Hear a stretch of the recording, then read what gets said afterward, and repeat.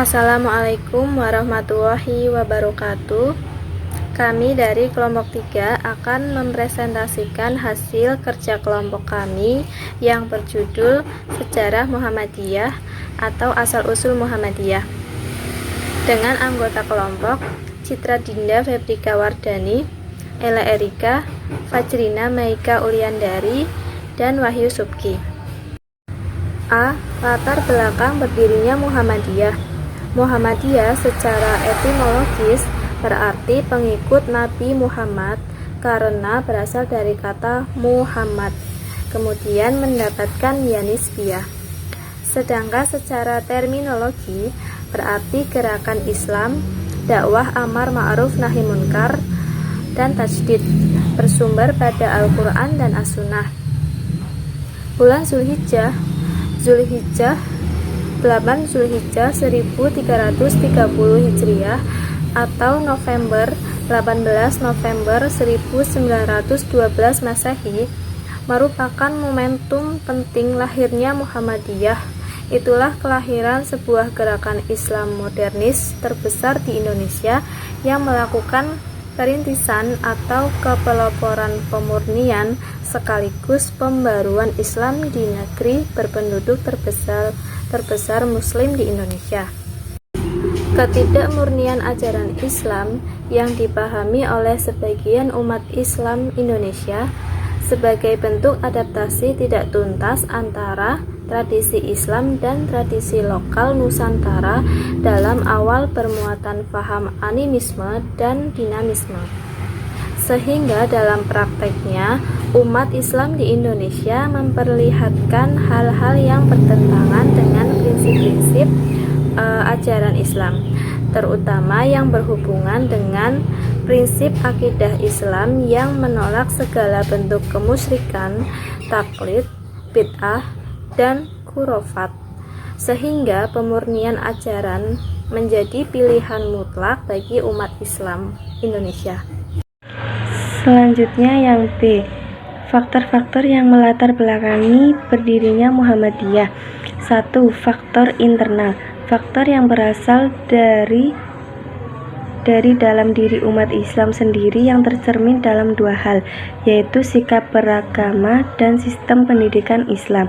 Syirik, taklid, dan bid'ah masih menyelubungi kehidupan umat Islam, terutama dalam lingkungan keraton di mana kebudayaan Hindu telah jauh tertanam. Proses Islamisasi di Indonesia sangat dipengaruhi oleh dua hal, yaitu tasawuf atau tarekat dan mazhab fikih. Dalam proses tersebut, para pedagang dan kaum sufi memegang peranan yang sangat penting. Melalui merekalah Islam dapat menjangkau daerah-daerah hampir di seluruh Nusantara ini.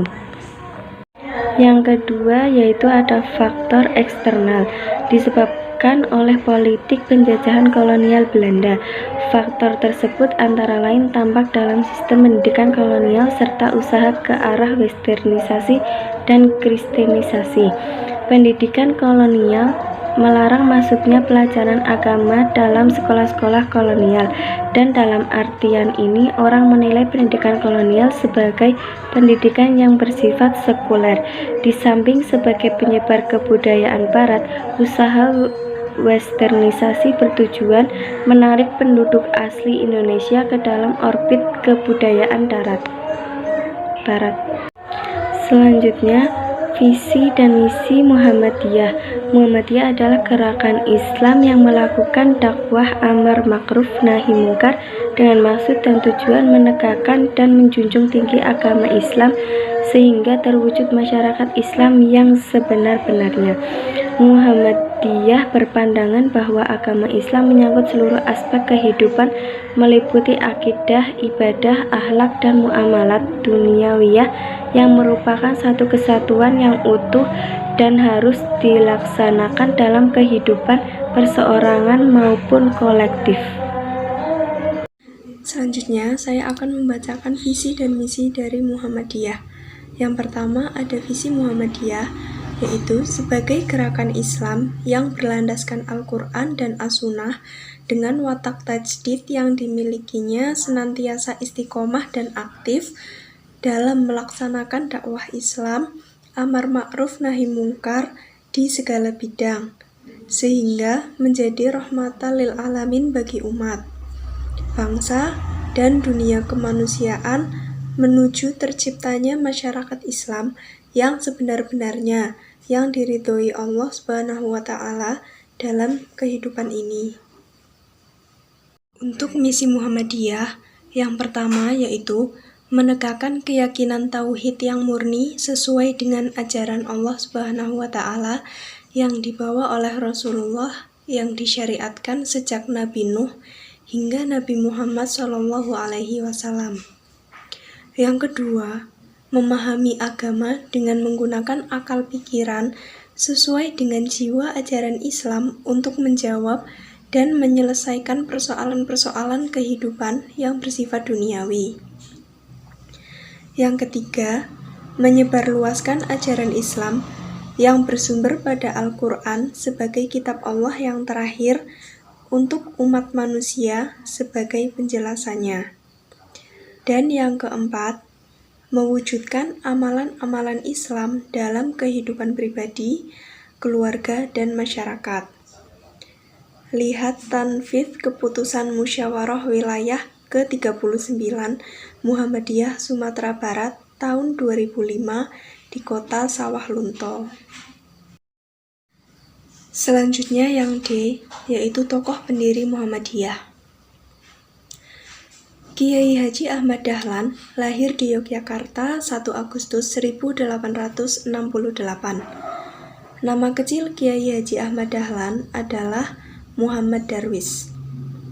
Ia merupakan anak keempat dari 7 orang bersaudara yang keseluruhan saudaranya perempuan, kecuali adik bungsunya. Pendiri Muhammadiyah ini termasuk keturunan yang ke-12 dari Maulana Malik Ibrahim, salah seorang terkemuka di antara Wali Songo, yaitu pelopor penyebaran agama Islam di Jawa. Silsilahnya tersebut ialah Maulana Malik Ibrahim, Maulana Ishaq, Maulana Ainul Yakin, Maulana Muhammad Fadlullah, Maulana Sulaiman Ki Ageng Gribik, Demang Drujuk Druju Sapisan, Demang Drujuk Druju Kapindo, Kiai Ilyas, Kiai Murtado, Kiai Haji Muhammad Sulaiman, Kiai Haji Abu Bakar, dan Muhammad Darwis atau Ahmad Dahlan. Maksud dan tujuan Muhammadiyah. Pada waktu pertama, berdirinya Muhammadiyah memiliki maksud tujuan sebagai berikut.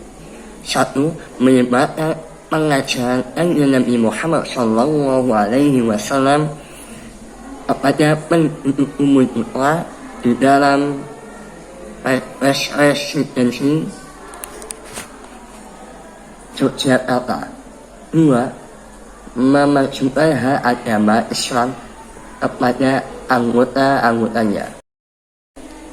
Sejak pertama kali didirikan oleh Ahmad Dahlan sampai Muktamar Muhammadiyah ke-44 di Jakarta tahun 2000. Rumusan maksud dan tujuan Muhammadiyah telah mengalami tujuan kali perubahan redaksional, susunan bahasan dan istilah yang menggunakan saat ini. Muhammadiyah menggunakan rumusan yang dihasilkan saat Muktamar ke-34 di Yogyakarta, yaitu menegakkan dan menjunjung tinggi agama Islam sehingga terwujudnya masyarakat Islam yang sebenar-benarnya.